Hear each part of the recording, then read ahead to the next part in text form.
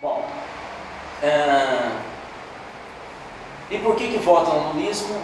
Porque esse país é tão conservador e tão atrasado em relação às elites políticas, os programas partidários como tem são tão ruins, são tão elitistas, que uma merreca como Bolsa Família transformou o país. Uma coisinha de nada, uma pequena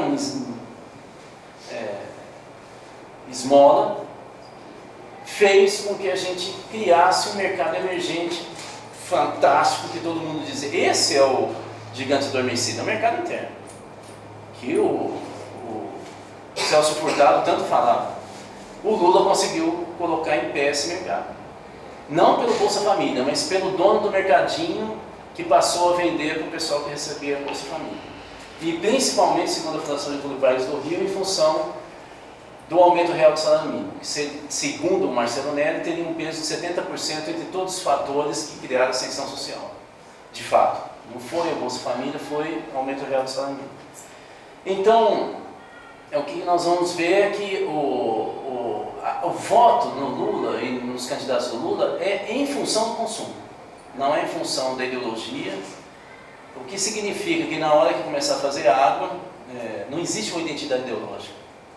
E há uma desconfiança de novas qualitativas, vale até a pena vocês fazerem aqui para vocês sacarem como que é a base de vocês.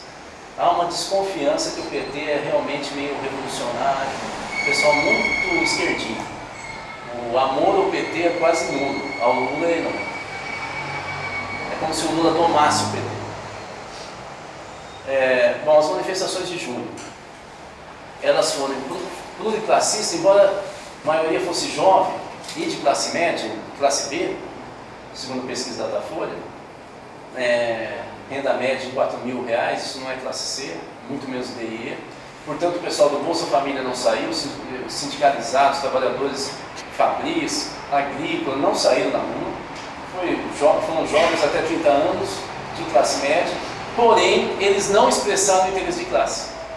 É um erro falar que eles eram direito fascista, contra a democracia, aquela coisa de filho de papai. É uma bobagem falar isso. Se fosse isso, não contaminaria o resto da população. Desde 2006, a classe média tradicional não consegue mais impor, não é mais formador de opinião no Brasil.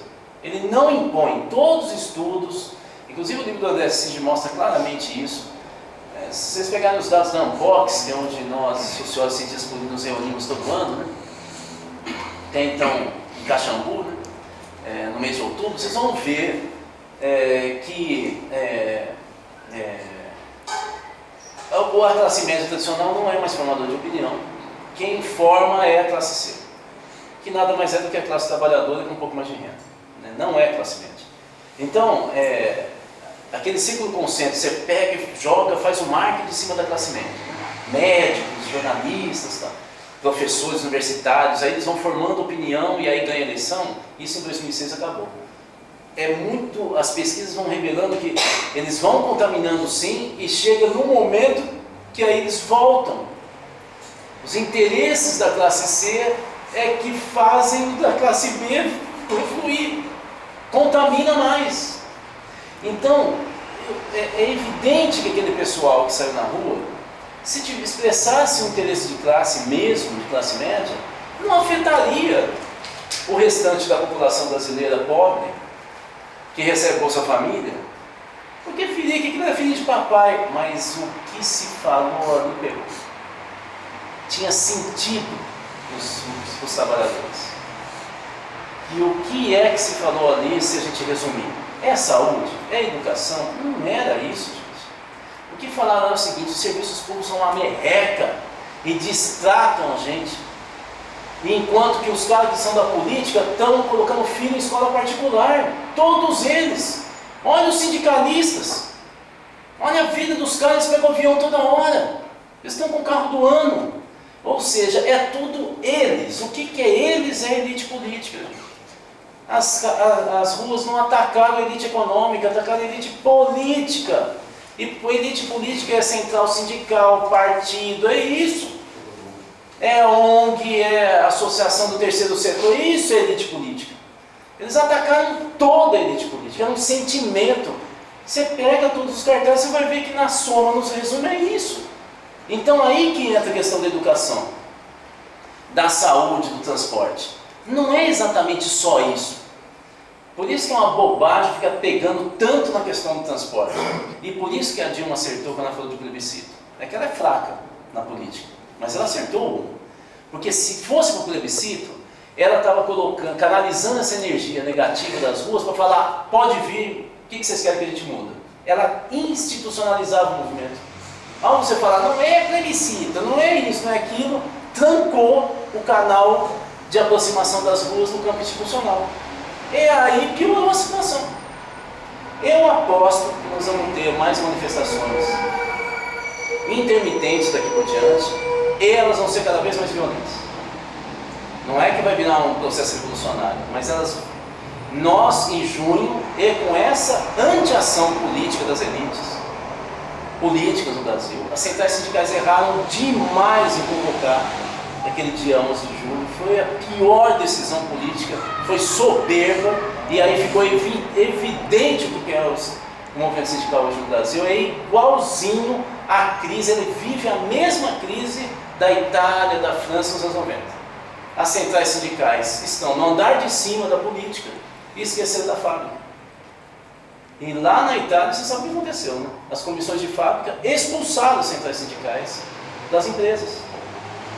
Eu vi na Itália uma manifestação da TIS em Roma e da TGL, e as comissões de fábrica e operários jogando pedra nos dirigentes sindicais. Pedra!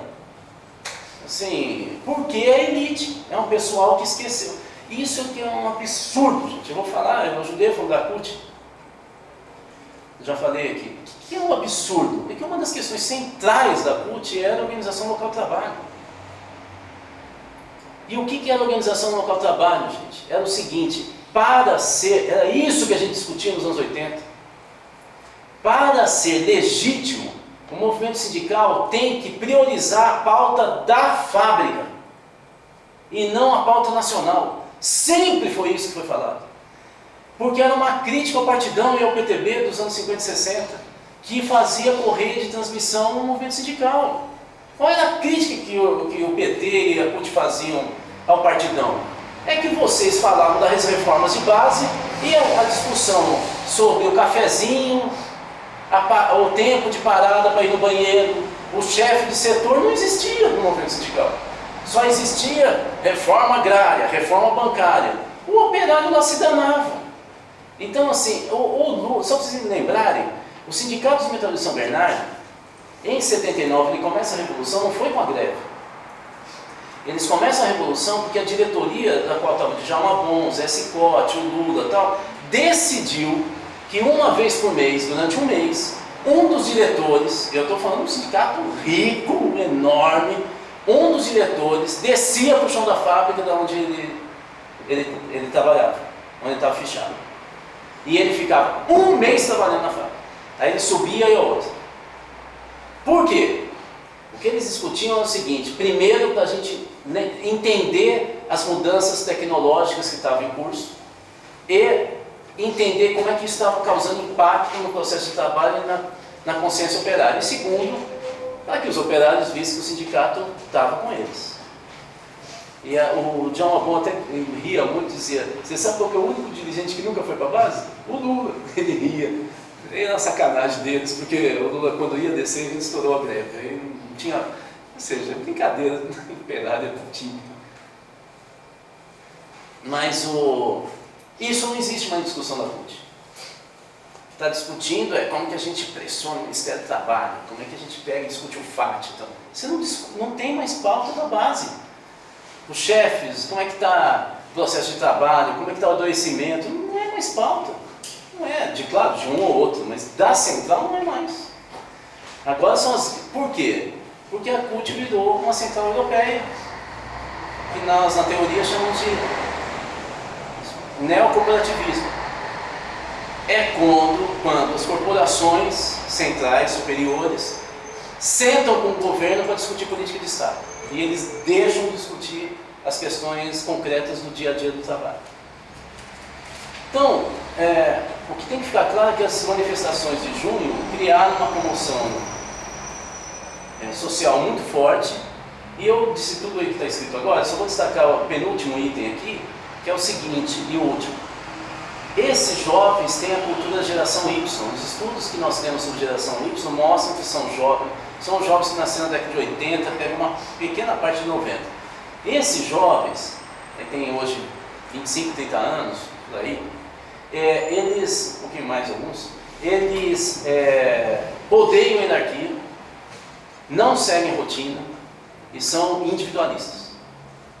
Ora, isso aqui é a expressão de junho. A manifestação de junho é a primeira da geração Y do país, é a primeira do século XXI. É uma manifestação típica das redes sociais. Os partidos e os sindicatos no Brasil são estruturas do século XX, todas hierárquicas, com voz de comando, e os militantes não aderem individualmente, aderem coletivamente. Por isso que eu falei, nossa, volta para o mar de novo, coitado, eu nem tinha falado, né?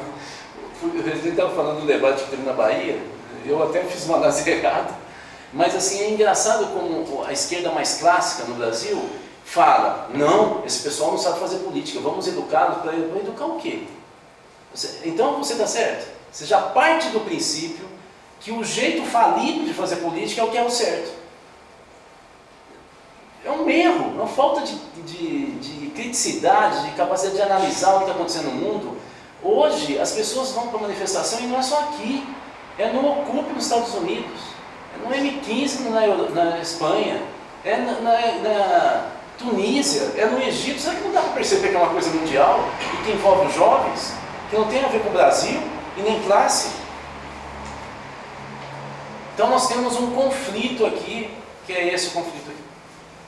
As estruturas burocráticas no Brasil, eu estou falando de igreja, estou falando de partido, sindicato, são todas hierárquicas e são terroristas. Você tem uma estrutura de comando que está no meio da organização. Você não sabe quem comanda. Quem comanda o partido é o secretário-geral, é o tesoureiro, são os assessores, são eles que contratam o marketing, que fazem acordo com outros dirigentes de outros partidos, que se aproximam de empresários, que fazem tudo mais. Esse pessoal ninguém conhece. Nenhum filiado tem clareza, se ele não for militante, de fato, de disputa de corrente, se ele for só filiado, não tem a menor ideia de quem é esse pessoal. E é esse o pessoal que aparece na televisão quando estoura algum ato de corrupção no Brasil. Então, pô, quem é esse cara? Aí você tem no topo que aparece as lideranças. Alguns entendem o que está acontecendo, a maioria não tem nem ideia como que ele é usado. Se for o caso, depois eu cito vários casos bem nítidos do que aconteceu no último período. E aí você tem militante que é para carregar a bandeirinha, porque decidir mesmo não decide nada. Ou vocês acham que os militantes do PT decidiram eleger um poste? Porque foi assim que o Lula chamou, o Haddad.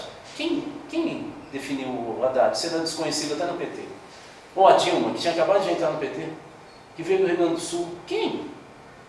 Você tinha Marta Suplicy, você tinha Tarso Genro, você tinha Benedita da Silva, você tinha Palocci, você tinha Serra, Dirceu, você tinha que quantidade de nomes que você tinha conhecidos e que tem voto de massa que podia ser candidato a presidente.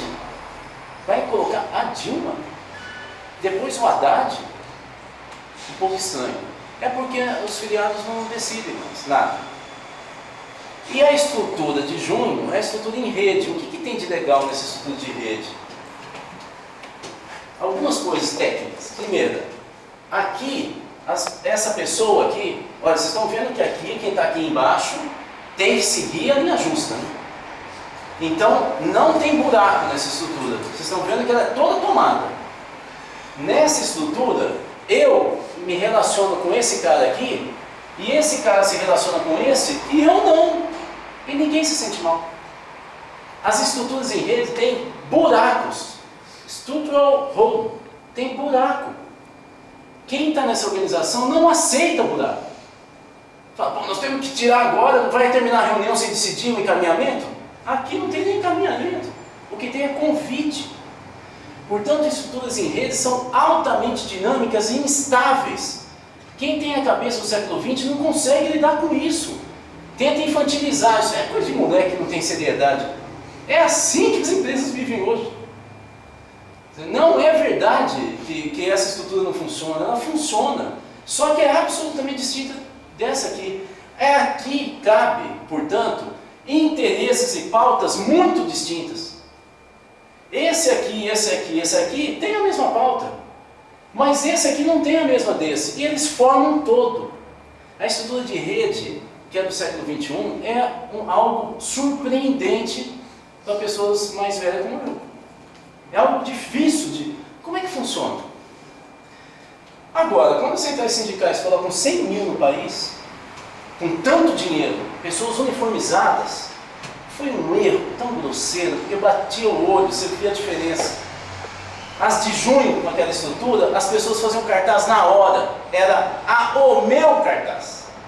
Era a minha vontade, a minha pauta. Cada cara ali era uma manifestação. Tanto que os meninos das brigadas populares, porque aqui em Belo Horizonte teve comando. Não foi como no Rio e não foi como em São Paulo, aqui teve comando. E da esquerda. Uma esquerda jovem, um pouco, para mim, confusa, mas era esquerda, não era direita não. Esse pessoal é o pessoal que ocupou agora a prefeitura, é um pessoal da luta por moradia, é um pessoal engajado. Esse pessoal, nós estamos fazendo um livro sobre as manifestações de BH, eu entrevistei vários deles, já conheço eles há algum tempo, né, desde o Fora da Cerda até as brigadas, bom, são vários movimentos. Esse pessoal falou assim, Rudá, a gente está organizando as manifestações assim, ó, a cada 10 metros tem uma bateria, ninguém falou isso, nem imprensa. Tem uma bateria de percussão. Começou a pauta da direita, a gente aumenta o volume. E a gente está separando por conflito de agenda. Tem gente da igreja contra o aborto, a gente coloca do lado. Passa um bloco, aí a gente coloca o pessoal a favor do aborto. Ou o pessoal, os gays, tal. Eles tinham uma inteligência naquela bagunça ali. E era bagunça, porque um dia não quis morrer. Eu não sei se vocês foram, eu fui em quase toda a minha equipe, foi em todas as Assembleias Populares Horizontais, lá embaixo do viaduto de Santa Teresa. E num dos dias eu falei, não acredito. Eles pegam uma assembleia, todas elas demoraram mais ou menos 20 anos para terminar. Os meninos lá falando em uma mesa, assim, de umas 4 pessoas. E o cara dirigindo, não sei o que, de repente o cara, um cabeludão, vira e fala assim, o que é que a gente votou até agora que aprovou? Os caras da mesa um olham para a cara do outro. Não, era para anotar? Ou eu peguei um cara lá do PSOL, um jovem lá que eu conheço, e falei, ô cara, me explica aí, como é que vocês montaram essa porcaria dessa mesa? Ele falou, por sorteio. Eu falei, acredito, por sorteio? Eu não, um cara que foi, como eu, organizado, fazer uma mesa por sorteio. Mas é assim, essa meninada é assim, eles são meio anarquistas. Essa coisa da horizontalidade é quase uma fé, não tem chefe. E mesmo quando é de um partido, eles pensam assim também, tem um buraco de geração. Eles fazem por sorteio uma mesa, eles estão aprendendo que é a mesa que comanda tudo, é sorteio. Bom, então essa é a questão geracional que está em jogo, é organizativa, não é pauta, não é ideologia, é organização que é diferente, que dá espaço para todo mundo, é um bonde, onde todo mundo entra. Resumindo, as mobilizações do século XX, que estão à direita, a predominância era do coletivo, da ordem unida. As do século XXI, todas, a preservação é do indivíduo. Isso aqui é o central. O indivíduo manda. Ninguém conspurca a individualidade de ninguém. O cara que é de cocar, pode ir. Quer ir nu, pode ir. Ele não pode ficar me enchendo, mas ele pode ir. É fascista? Eu não admito isso, mas eles admitem. Pode ir. Agora, levantou bandeira de partido. Não vem não é porque eles falavam isso o tempo inteiro.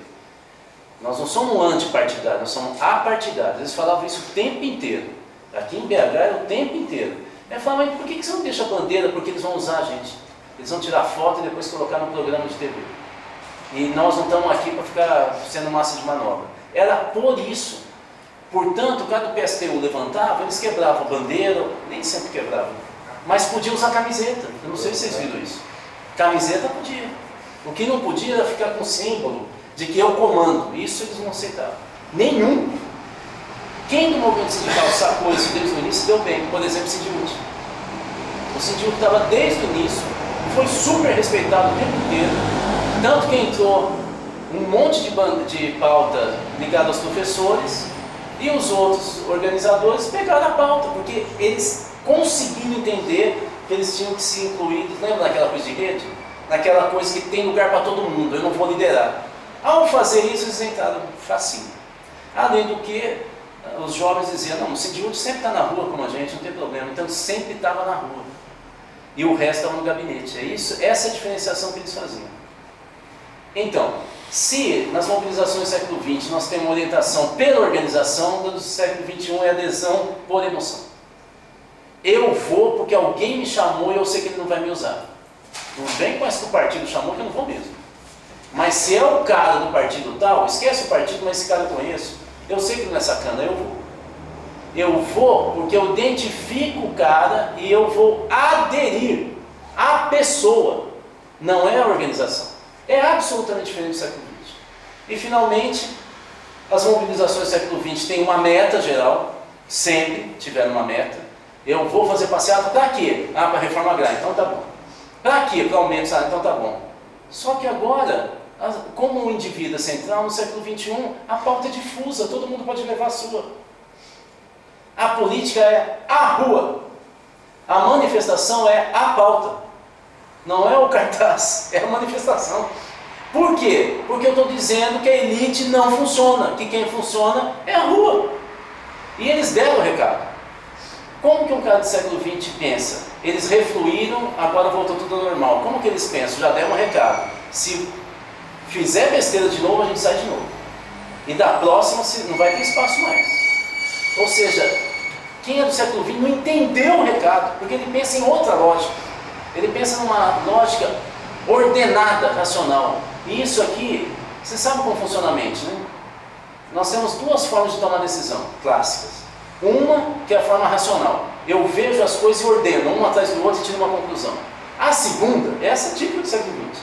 A segunda, que é típica do século XXI, é o que a gente chama de decisão intuitiva. Eu olho, não ordeno e tomo uma decisão. Que às vezes não tem exatamente relação com o que eu vi, mas tem algo que a minha percepção, isso é um jeito do artista pensar. É assim que faz música. O cara que é muito racional para fazer música faz uma porcaria. Como é que ele transforma um som em um sentimento triste? Ele vai matematicamente, ele intui o som. É essa a diferença do século XXI para o século XX. Por isso que não tem diálogo. E não sei se vocês sentem que é isso que dá mais liberdade. É por isso que todo mundo vai. Os organizados e os desorganizados. E o outro só organizado tem lugar. O dia 11 de julho, para mim, o fracasso não foi a quantidade de pessoas, que foi uma boa quantidade. O fracasso foi ver todo mundo uniformizado, um monte de gente de óculos, as bandeiras lustradas quase, as faixas super bem feitas, aquilo era tão produzido, era tão rico, carro de som, tudo organizado, uns balões, CGT, UGT, PDT, não sei o que, Força, CUT, era tudo igual. Não tinha diferenciação, tudo ordem unida, tudo um exército. Era uma coisa horrorosa. Aí a Folha ainda publica que várias centrais pagaram de 50 a 70 reais. Aí acabou de vez. E vamos entender o que esses meninos falaram e o que a população falou. Os jornais publicaram, falaram assim, não, eles têm direito de ir na rua, mas eles falaram eles. E em junho falaram nós. Era totalmente diferente. Ali eles estavam apontando para a elite.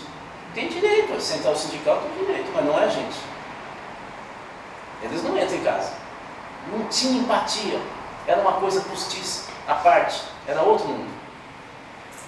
As redes sociais, depois vocês estão vendo aí, tem alguns dados que eu trouxe. Brasil, rede social que vale é Facebook e YouTube. YouTube eu sei que vocês não falam que não é rede social, mas já é considerada pela Associação Brasileira de Internet. Por quê? Porque hoje, só para vocês terem uma ideia, no Norte e Nordeste, as pessoas só se comunicam em rede social por smartphone. Então está acabando na house no Brasil. Então o que acontece? Eu pego, tiro uma foto, faço um filmete e já acesso o YouTube com a minha conta e jogo na internet, todo mundo vê. Quando você já anexa o Instagram já direto nas redes, ou seja, é pelo celular, é muito rápido, todo mundo tem informação, toma uma posição frente ao que ele viu, é instantâneo, é um rastilho de pólvora, né? Então o YouTube entrou como um instrumento importantíssimo de formação de opinião e de opinião. E cada vez aumenta mais, e o pessoal de baixa renda que vem acessando mais a internet no Brasil, e não é proporcionalmente só, é também proporcionalmente em números absolutos, é a classe C, D e E que está acessando as redes sociais em velocidade no Brasil. Bom, esses dados você já tem, eu já falei, é uma queda livre de popularidade de todos os políticos, o que me leva a crer que nós vamos ter uma avalanche de voto branco e nulo no ano que vem. A queda é muito significativa e o campeão de queda é o Sérgio Cabral, possivelmente não consegue ser síndico nos próximos anos. E aí nós temos também um vácuo de liderança tucana. Eu quis falar um pouquinho sobre Minas, muito rápido. Essa pesquisa do PSDB interna, eu só estou divulgando, quando vem para mim dado interno, eu posso dar direto, mas falar não falo, mas isso aqui saiu no Valor Econômico. Se vocês colocarem no Google, vocês vão achar. A pesquisa interna do PSDB mostra que o Fernando Pimentel, antes da manifestação de junho, uma semana antes, teria 35% de intenção de voto, o Márcio Lacerda 12%, e qualquer candidato tucano de Minas só tem 4% hoje. Eles estão numa crise violenta, rachando já a base aliada, pior do que com a Dilma, e obviamente como a imprensa que é comprada, então ele não dá para falar, né? Mas é só conversar com um jornalista sincero, que não é editor, que ele é o dono, ele vai falar. A semana passada, retrasada, o Estadão ligou para mim e falou: Rudá, não sei se você já sabe, o Eduardo Zeredo está articulando a candidatura do Pimenta da Veiga para governador. Falei: quem? Falou: Pimenta da Veiga. Eu falei: peraí, é senador. Eu falei: senador não, é para governador. O Eduardo Zeredo percebeu que tem um vácuo de liderança, ele está jogando Pimenta da Veiga por causa do julgamento do Mensalão Mineiro. Ele está tentando, se ele se arrebentar, pelo menos ocupar espaço do espólio do PSDB. É assim que os tucanos estão pensando. A eleição do ano que vem em Minas. Uma parte enorme acha que eles vão perder a eleição. O desespero pegou todos os tucanos. Os que estão mais confiantes acham que a máquina e o apoio de empreiteira e de mineradora vai reverter isso pouco a pouco, que eles acham que mais ou menos lá para maio já está numa situação boa. Pode até ser, mas isso daqui é que o Aécio está jogando tanto peso na candidatura do Márcio Lacerda. E por que o Eduardo Zeredo lançou o Pimenta da Veiga? Se está tão bom, porque não tem nome. O nome mais consistente entre os tucanos, eles que falam isso, é do Diniz Pinheiro. Se você for qualquer boteco que fala que é Diniz Pinheiro, o Pinheiro que eu conheço é aquela árvore.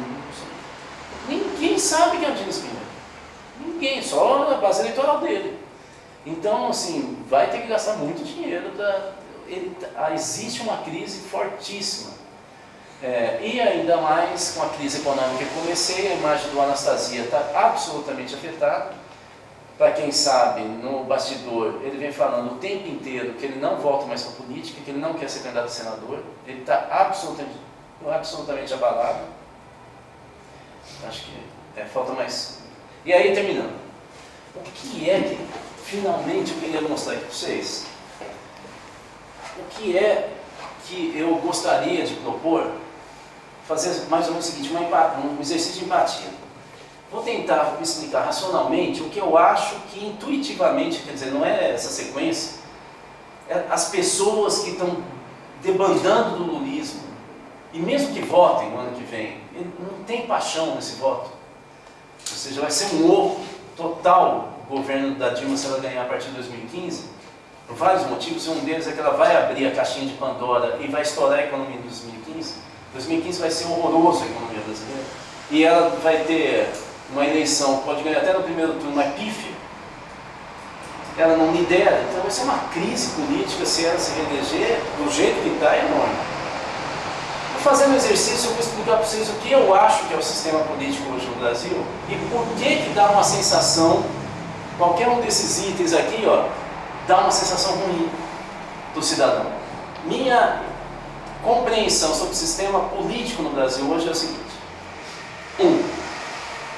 Nos 10 anos de governo PT, nós nunca tivemos uma concentração orçamentária dessa natureza, 60% do orçamento público está concentrado na União, desde o regime militar. Nunca houve tanta destruição dos municípios. Não há um município hoje no Brasil que tenha condições de investir para valer. Não há nenhum. 80% dos municípios brasileiros dependem do repasse do FPM, do Fundo de Participação dos Municípios.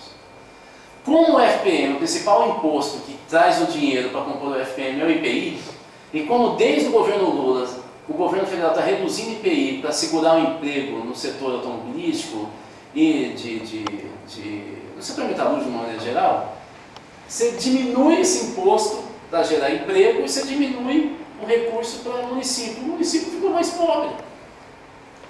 Qual é a forma que os municípios têm? E os mais ricos, como São Paulo, têm uma dívida astronômica. A cidade de São Paulo tem um orçamento anual maior do que o estado de Minas. Você vê o que é riqueza para isso, concentração. Porém, a dívida da cidade de São Paulo é quase 2 vezes o orçamento anual deles. Eles não têm dinheiro. É isso que o Canadá está falando. Conclusão. A única saída para o governo não empatar, não ficar só pagando salário hoje no Brasil, é fazer convênio com o governo federal. Na prática, você pasteurizou a política municipal. Todo prefeito, pode ser do PC, do B, PSOL, PSTU, PT, PDT, PMDB, o que vocês quiserem, vai fazer a mesma coisa hoje no Brasil. Vai ter Minha Casa Minha Vida, Bolsa Família, Praça da Juventude, CAS, pode ter certeza. Mais educação, todos vão conveniar com o governo federal. Essa era a intenção do Lula. Era criar modelos organizados de políticas públicas em todas as áreas do Brasil e para isso tinha que concentrar o orçamento. E ele fez. Bom, como qualquer prefeito não tem dinheiro para investir, ele tem que ter alguém que consiga ligá-lo no Ministério, à Caixa Econômica Federal. Quem é esse alguém? Deputado federal. A principal figura da República hoje no Brasil é o deputado federal. Por isso que todos os partidos são mandados por deputado federal. Não tem um que tenha liderança sindical, para valer. Era liderança sindical, hoje é deputado federal. Isso não é nada. Ele não manda no partido. Esse deputado federal é o cara que tem uma assessoria imensa, que junta, que abre o canal de negociação na Caixa Econômica Federal. Ele sabe o caminho das pedras. Não adianta você ir lá no Sicov, no início do ano, e falar, eu quero uma escola, 3 creches. Se não tiver alguém que chega lá e fala, olha, esse cara é nosso, não entra. E nosso não significa do meu partido, significa da minha base. Portanto, o cara pode ser do PT, ele vai trazer dinheiro para o prefeito do PSDB se ele for da minha base. E esse cara vai trazer voto para mim. Para ele não ficar mal, o deputado federal do PT, e pode ser o inverso, o deputado federal do PT fala assim, eu sei que você é do PSDB, mas faz o seguinte, quantos votos que você consegue? Você consegue aqui, de todos os candidatos que você vai apoiar, quanto? 8 mil? Consegue 2 mil para mim, está feito. É isso que interessa. Ora, o prefeito fala, ó, você está me salvando a pedra, 2 mil eu consigo, pode deixar.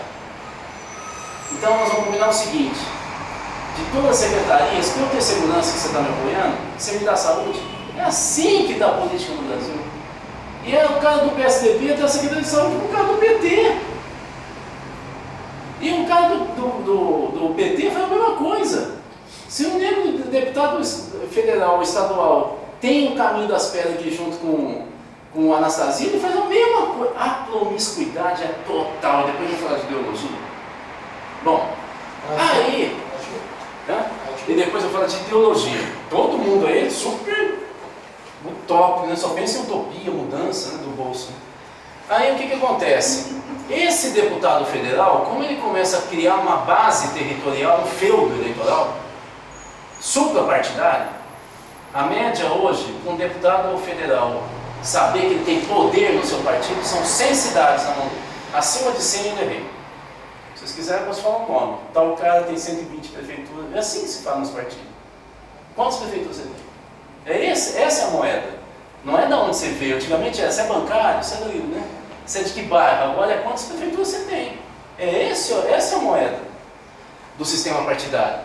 Esse cara, como uma base territorial, é o que define o poder dele no partido e na república, ele o tempo inteiro está jogando dinheiro para manter aquela força política no município. Então ele antecipa a pesquisa eleitoral.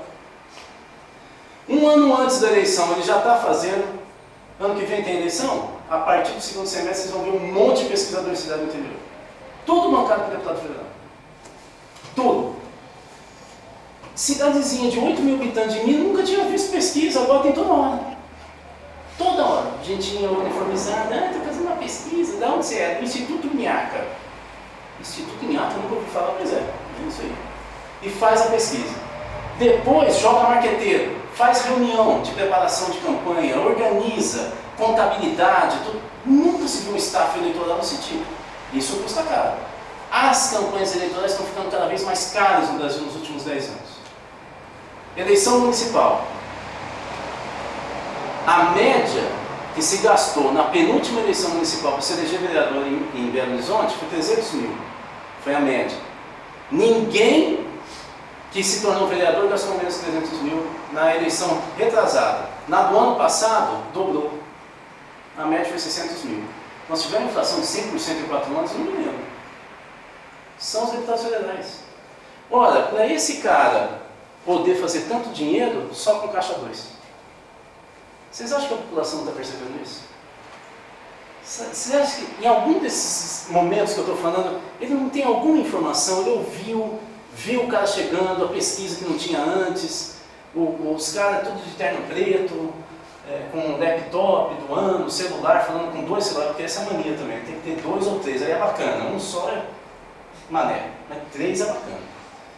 E vocês sabem que isso é um tipo nervoso, você pode ter um, mas tem que ter 3, se tiver 4, vários sim, um iPhone, bem legal.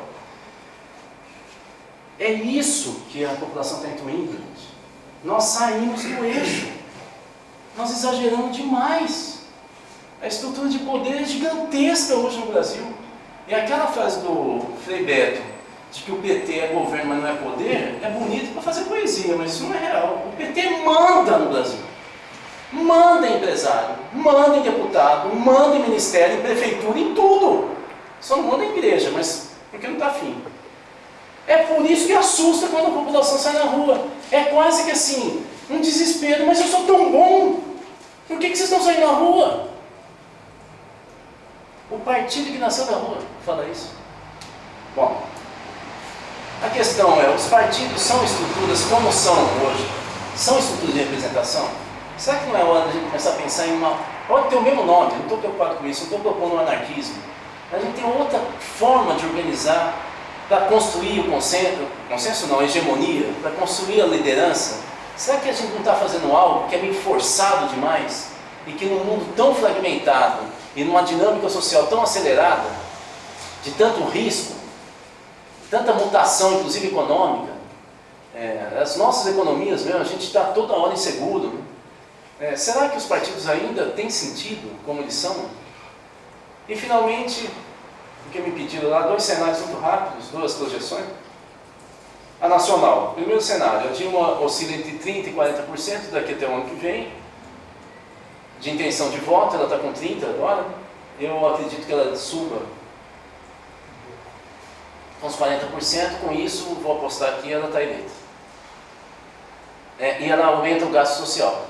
As oposições estacionam, isso é um cenário, aumenta o número de votos brancos e nulos, ela acaba ganhando, estoura a economia em 2015 e vai viver mais 4 anos de instabilidade política direta. Cenário 2.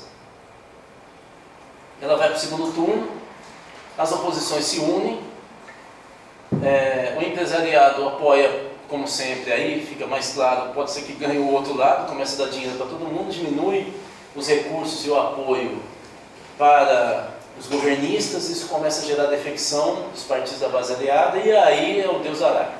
Vai ser uma estabilidade. Tendo o segundo turno, a chance da Dilma é bem pequena. Mas ainda há, porque é uma máquina poderosíssima. E a oposição muito ruim. Como a oposição muito ruim, eu acho que o cenário 1 é o mais... eu jogaria minhas fichas. Mas nada indica que seja tão seguro. O cenário 3 é o Lula entrando no jogo. Ou seja, o cenário 2 começa a aparecer muito nítido, o Lula pode entrar, mas ele não pode entrar agora. Porque se ele entra agora, ele destrói o governo da Dilma já. Vamos falar, por que ele entrou? Então ele só pode entrar no ano que vem. Politicamente, já coordenei campanha para presidente, vou falar para vocês não sabem, acho que vocês sabem. Você não faz campanha antes do carnaval, você faz depois. É uma bobeira você ficar fazendo ato político antes, a população esquece. Tem Natal, passagem de ano, você faz depois. Então, para mim, o Lula vai aparecer lá para março, abril, antes da convenção, porque ele tem que se aparecer, só que ele tem que aparecer de uma maneira fantástica.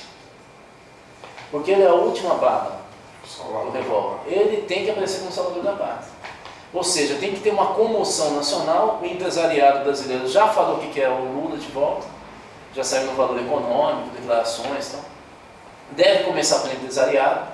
E por quê? Porque com isso assusta ainda mais a oposição, porque não vai ter financiamento para eles.